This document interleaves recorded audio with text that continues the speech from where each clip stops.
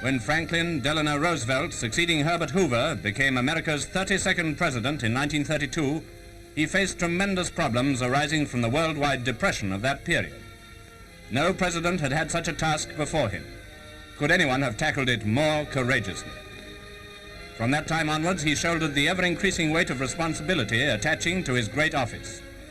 And will, to the best of my ability, preserve, protect, and defend the Constitution of the United States.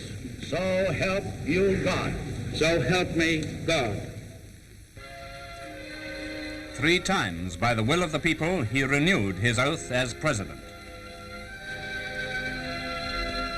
In 1939, during that last summer before the storm of war broke, our King and Queen visited President Roosevelt and his wife.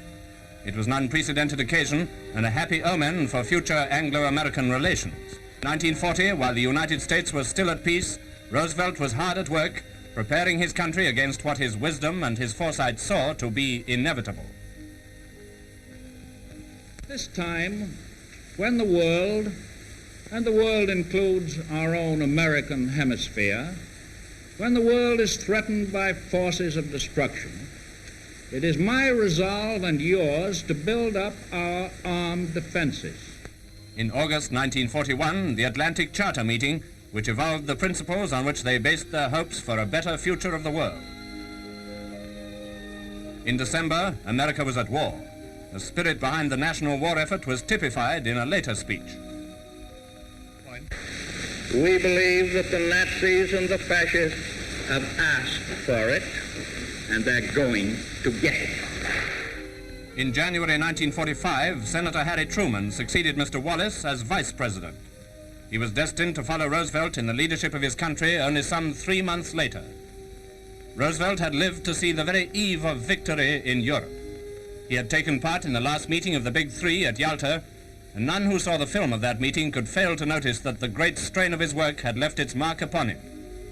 But we in Britain, proud to count him as our friend, will remember him best as he was and as he spoke in April 1941. In this historic crisis, Britain is blessed with a brilliant and great leader in Winston Churchill.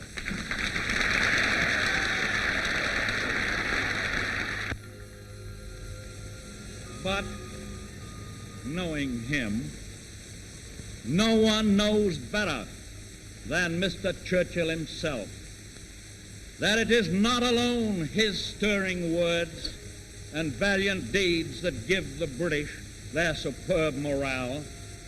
The essence of that morale is in the masses of plain people who are completely clear in their minds about the one essential fact that they would rather die as free men than live as slaves. And now, in his cottage at Warm Springs, FDR has passed away. Britain will not forget him.